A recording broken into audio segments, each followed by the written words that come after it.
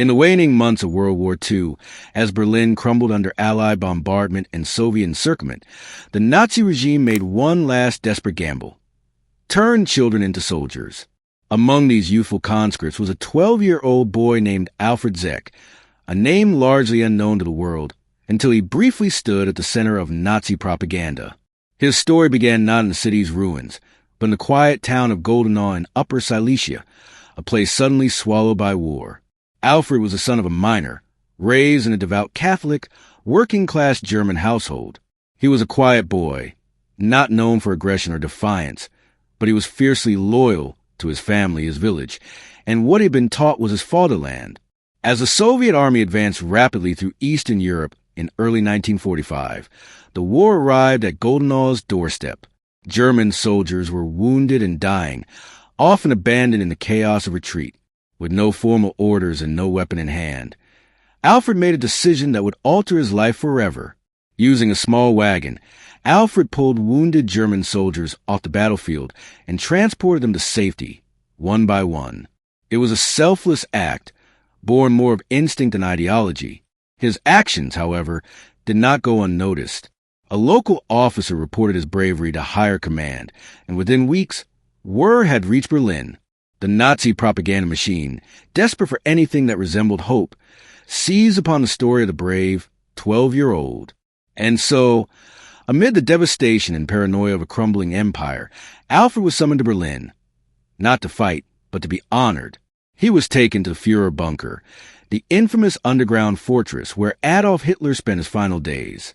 There, in a surreal ceremony, Alfred was presented with the Iron Cross Second Class, one of Germany's most prestigious military decorations. The image of Hitler, shaking the hand of a small boy in an oversized uniform, was captured by Nazi photographers and broadcast as a final gesture of defiance. Proof, they claimed, that even the youth were loyal to the death. But for Alfred, the moment was disorienting. He had no idea what awaited him. The hand he shook was trembling. The walls around him were silent and cold. Hitler looked sick, far from the triumphant leader Alfred had seen in pictures.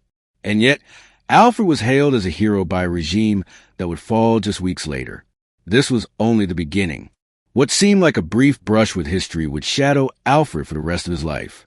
As the world turned its eyes toward victory and vengeance, the fate of a child awarded for courage in the face of defeat was quietly unfolding in a much darker direction. His story didn't end in the bunker. It was only just beginning.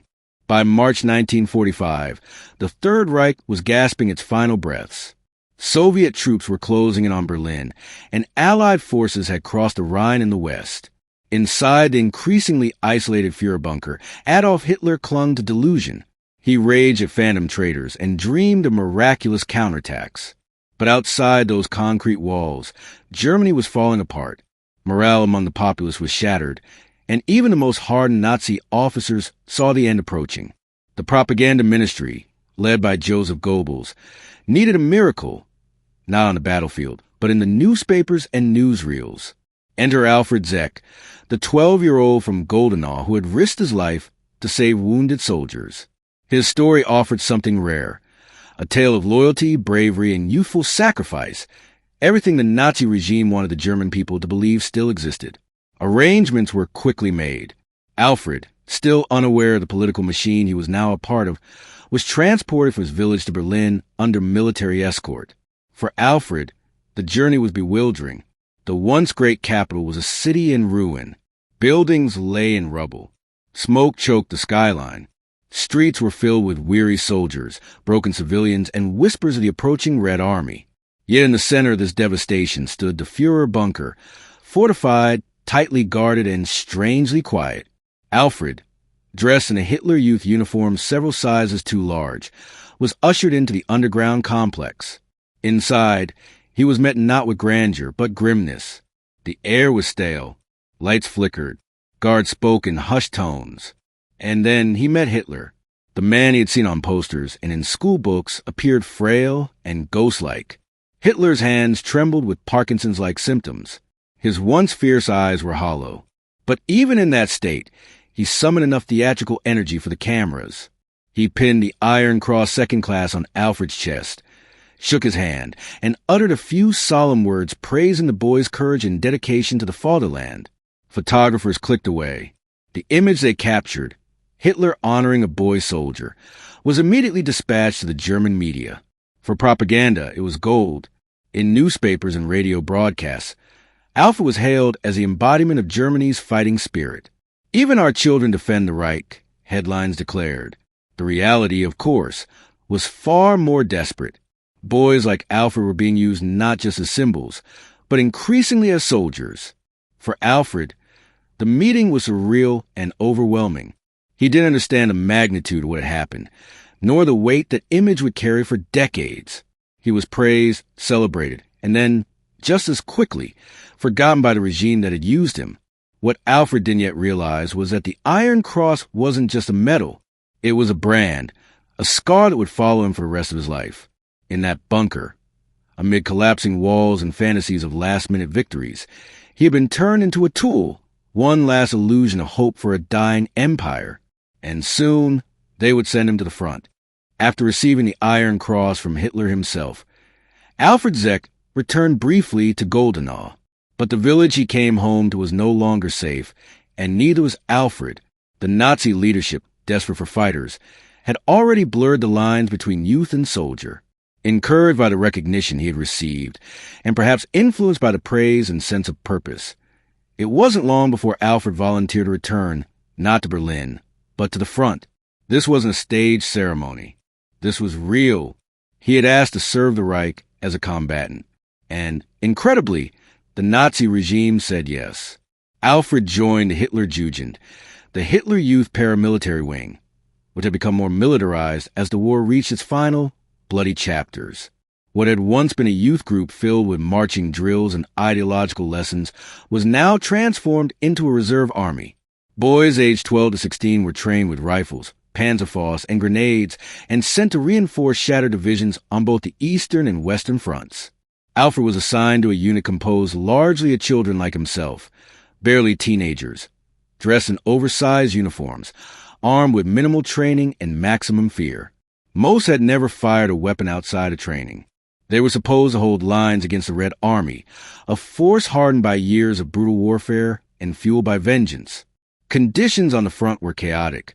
Discipline had broken down, leadership was often absent, and supplies were scarce. Alfred and his fellow child soldiers were thrown into defensive positions around Silesia, as the Soviets pushed through Poland into eastern Germany. Every day brought the thunder of artillery, strafing aircraft, and infantry assaults. The reality of war replaced any illusions of glory. During one such engagement, Alfred was wounded. The details remain scarce, but records confirm he was captured by Soviet forces shortly after being injured. His Iron Cross, instead of protecting him, may have marked him for harsher treatment. The Soviets viewed any decorated German soldier, regardless of age, as complicit in Nazi aggression. His capture marked a horrifying new chapter. Alfred, just 13 years old, found himself transported deep into the Soviet interior as a prisoner of war. Though the Geneva Convention protected child combatants in theory, the USSR had no mercy for those they considered tools of fascism. There would be no trial, no letters home, and no official record. His fate was now in the hands of the enemy, and the world assumed him dead. Alfred had left Goldenau as a minor son, a boy who simply wanted to help wounded soldiers. Now he was a symbol of Nazi desperation, used, discarded, and imprisoned before he reached adolescence. This wasn't patriotism. It was exploitation.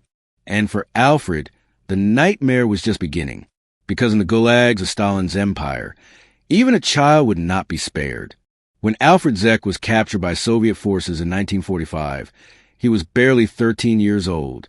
His body was wounded, and his spirit, shaken by the brutal reality of frontline combat, was even more fragile. But the Soviets had no interest in his age. To them, he was a Nazi combatant, a uniformed enemy with a metal pin to his chest.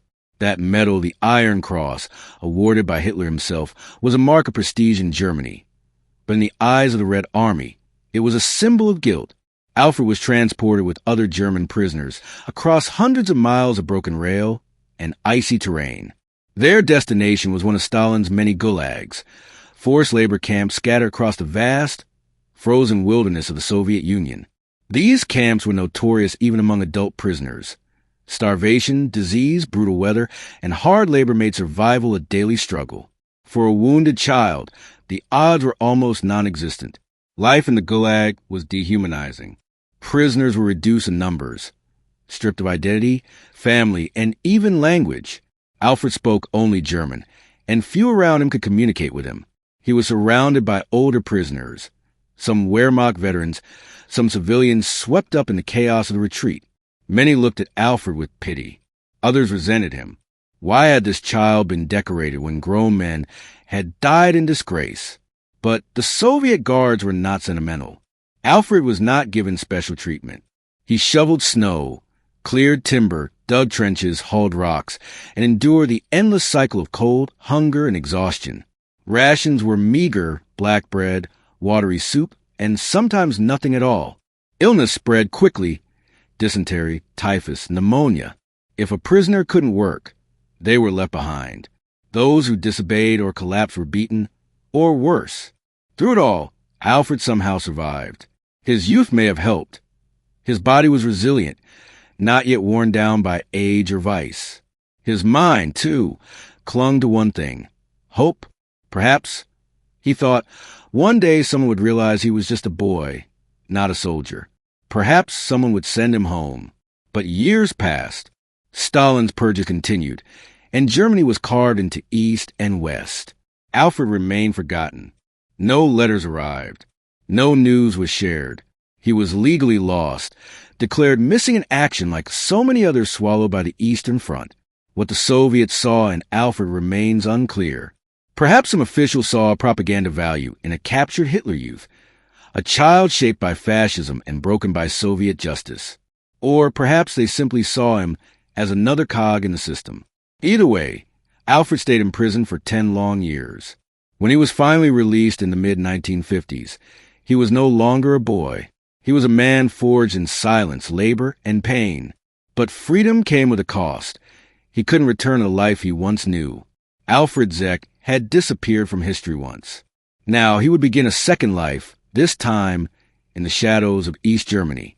When Alfred Zech was finally released from the Soviet Gulag in the mid-1950s, he emerged into a world that had drastically changed.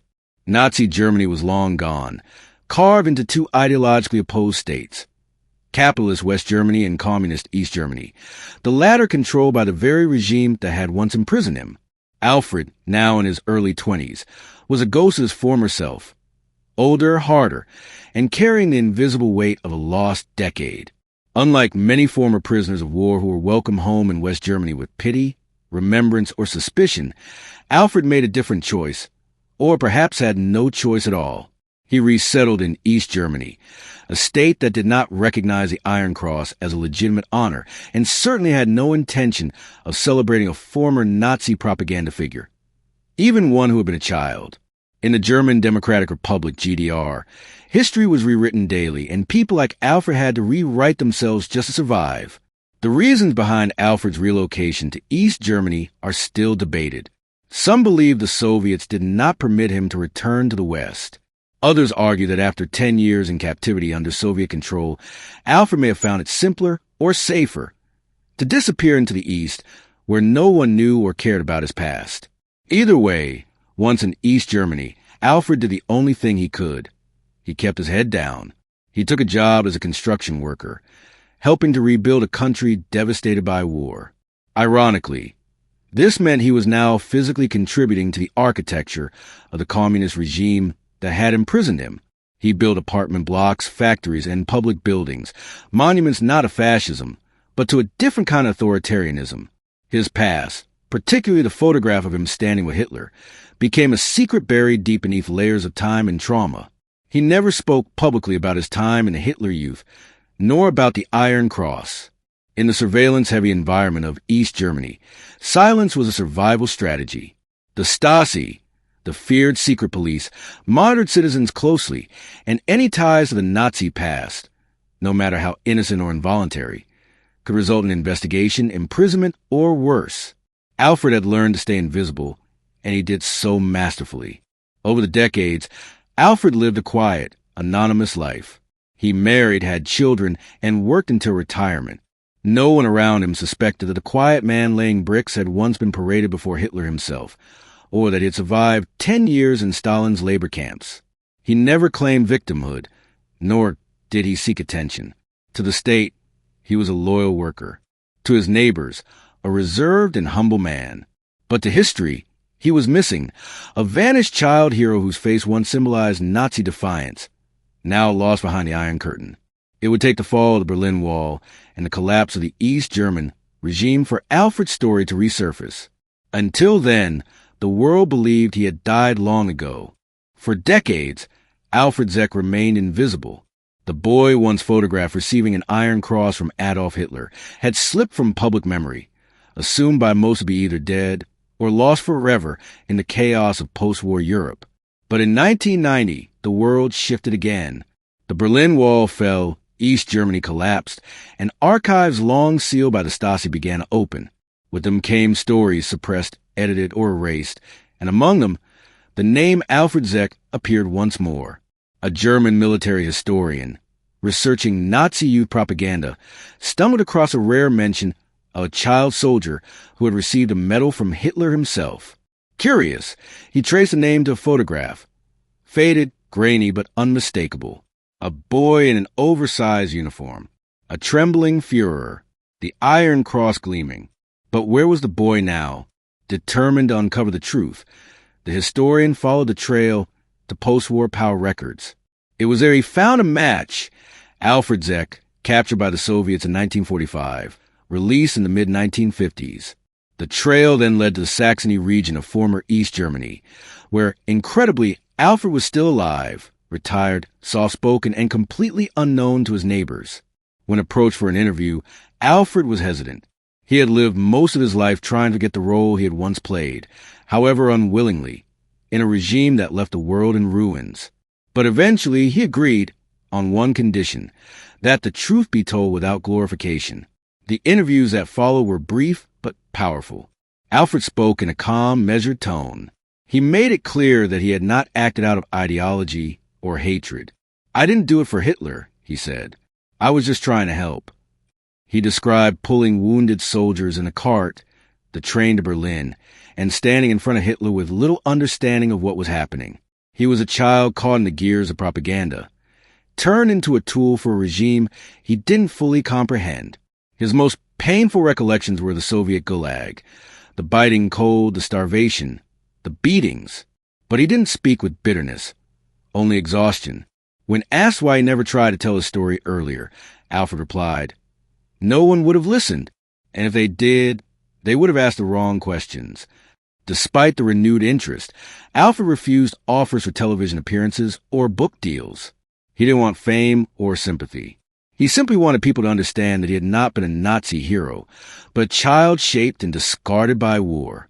His story was featured in several historical publications, and a few documentaries use archival photos and brief voice clips. But Alfred himself returned to obscurity, by choice. His reemergence was not about reclaiming a spotlight.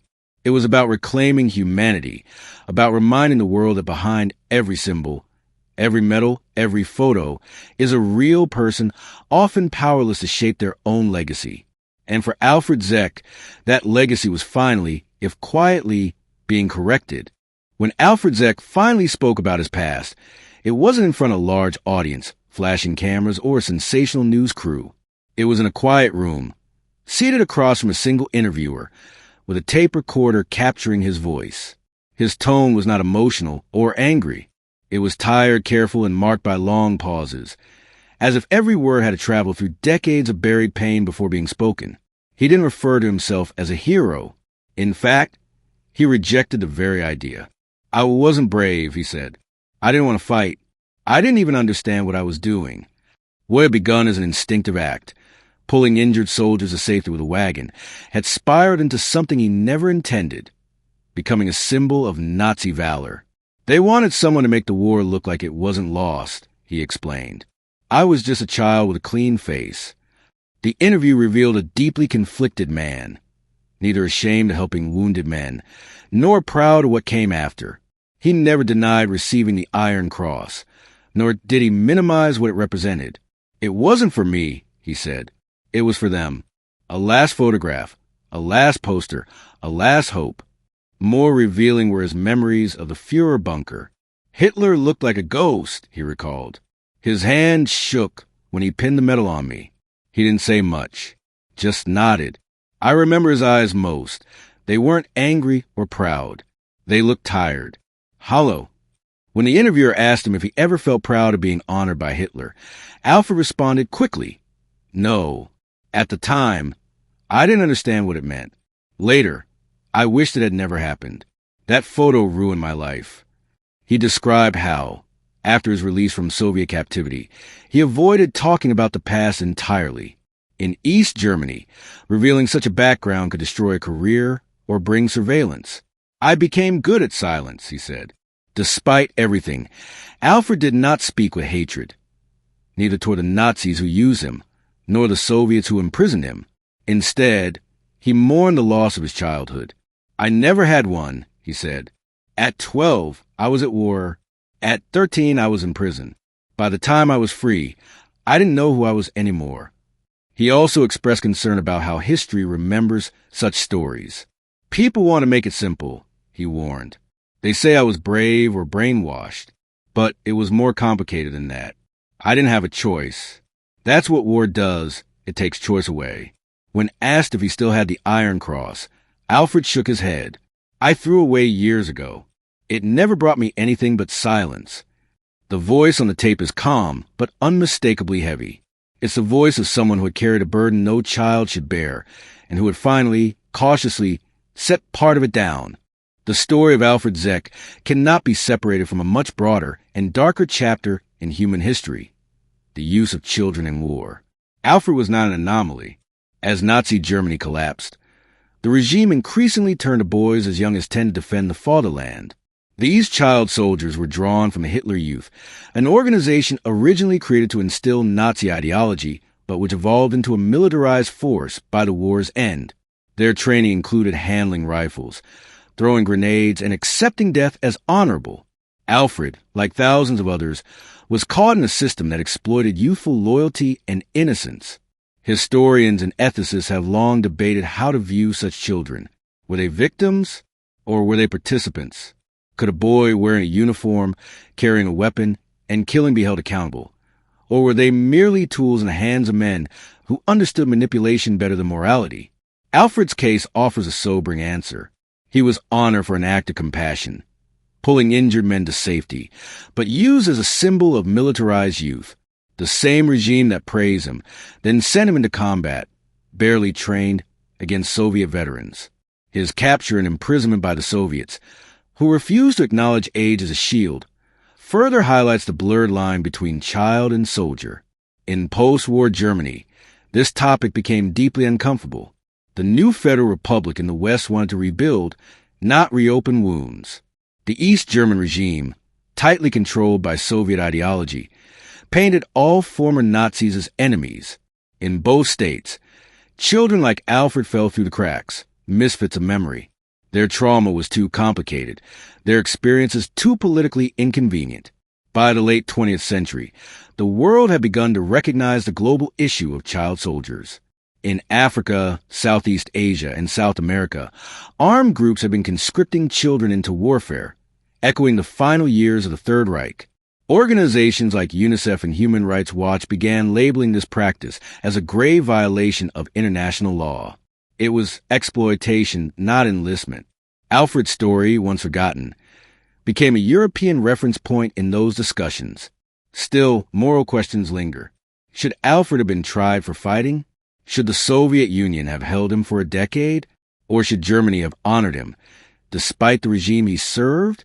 These are not easy questions, and perhaps they never will be. But one truth is clear. No child should ever be asked to fight a war they didn't start. Alfred's image with Hitler remains iconic, an unsettling blend of propaganda and tragedy. That photo has appeared in history textbooks, museum exhibits, and academic papers as a symbol of what happens when innocence is weaponized. It's not an image of pride. It's a warning. Behind the uniform, behind the medal, Behind the carefully staged photograph, there was a child who wanted to help, not to kill. And that distinction matters more than ever. Because remembering Alfred's story is not about revisiting the past. It's about protecting the future. After his release from Soviet captivity in 1950, Alfred Zech returned to a very different Germany than the one he had left. The nation was no longer under Hitler's command, but it split into two, East and West Germany, each aligned with rival superpowers in the Cold War. Alfred returned to the Western Zone, now the Federal Republic of Germany, and quietly attempted to rebuild his life far from the national spotlight he had once occupied. He never again sought fame or recognition for his youthful wartime deeds. Instead, he settled into the ordinary rhythms of civilian life, working in manual labor and later in construction. He married, raised a family, and tried to leave behind the trauma that had shadowed his youth. Yet the memories lingered.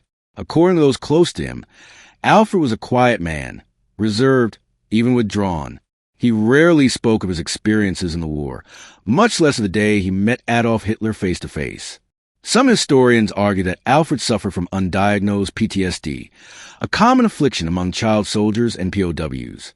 After all, he had been thrust into violence, celebrated as a hero by a genocidal regime, nearly killed on the battlefield, imprisoned for years, and then released into a world that no longer knew what to do with people like him.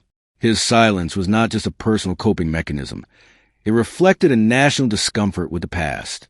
Germany's post-war generation struggled with Vergangenheitsbewältigung, a term meaning coming to terms with the past. In the 1950s and 60s, the horrors of Nazism were still too raw, too politically volatile for full public reckoning. People like Alfred, who had been both victims and tools of the regime, didn't fit into the tidy narratives of guilt or innocence, and so they were often forgotten. Alfred Zech died in 2011 at the age of 84. There was no media storm, no grand obituary, no retrospectives on national television. He passed away quietly, as he had lived for most of his post-war years. Only later did researchers, historians, and documentarians begin piecing together the remarkable, tragic, and complex story of the boy who had once been called Hitler's youngest hero. Today, his image is often shown in educational exhibits about child soldiers, propaganda, and youth indoctrination. The photograph of him standing proudly next to Hitler, Iron Cross pinned to his chest, serves as a haunting reminder of what happens when innocence is manipulated by ideology. That image is not one of glory. It is one of loss. In modern Germany, Alfred's story is sometimes discussed not for the honor he once received, but for the cautionary tale he became. A tale about what happens when a government turns children into soldiers, when heroism is defined by loyalty to tyranny, and when history forgets those caught in between. His legacy is not a medal or a war story. It is a warning, and it asks us, what kind of world allows a child to be celebrated for risking his life in a war he could never understand? Alfred Zech's life, briefly famous, long obscured, and quietly concluded, stands today as a symbol more potent than any medal he received. Not a symbol of bravery or patriotic fervor, as once intended by Nazi propaganda, but rather one of lost innocence, manipulated youth, and the terrible consequences of ideological warfare on the most vulnerable members of society. When Alfred stood before Adolf Hitler at the Reich Chancellery in 1945, the image was meant to send a clear message. The future of Germany lay in its youth. But behind that choreographed moment was a more disturbing truth. Alfred was not a volunteer in any true sense. He was a child swept up by a regime that trained its youth not just to obey, but to die for it. The Iron Cross he received was not earned through understanding or moral clarity. It was awarded by a dictator desperate to inspire a dying nation through the image of a loyal boy soldier. That image, captured and circulated in newspapers and newsreels, would outlive the Reich. Today, it continues to provoke questions that Germany and the world still struggle to answer. What happens when children are taught that war is glorious? When loyalty is more important than life? When morality is dictated by power rather than empathy? In the post-war years, Germany tried to suppress these uncomfortable reflections. Rebuilding required forward momentum, not backward reflection. But as decades passed, stories like Alfred's could no longer be ignored. In recent years, his name has appeared in documentaries and museum exhibits about child soldiers, the Hitler Youth, and Nazi indoctrination. These presentations no longer celebrate his medal, they interrogate it. And yet, amid all the historical commentary, one fact often gets overlooked. Alfred was a boy, a 12-year-old who carried wounded men through artillery fire because he believed it was the right thing to do, not because of evil or hate or ideology, but because he had been taught that duty meant sacrifice, even if he could barely comprehend the meaning of war. That small boy was then turned into a national icon, used to inspire others to go to their deaths.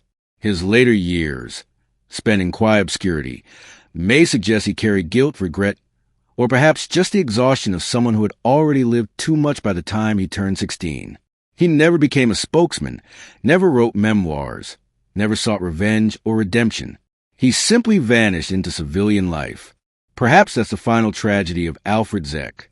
Not the medal, not the war, but the silence, the long, deafening silence that followed a childhood twisted by history. As we look at his photograph today, smiling awkwardly beside Hitler, Iron Cross gleaming, we must look deeper, beyond the propaganda, beyond the uniform, beyond the myth. We see a boy, confused, brave, lost, and we are reminded that history is not shaped only by generals and tyrants, but by the children they leave behind. What happens when a child becomes a symbol of war? Dive into the untold story of Hitler's youngest hero. Subscribe to the Crit Stories for history's lost and haunting tales.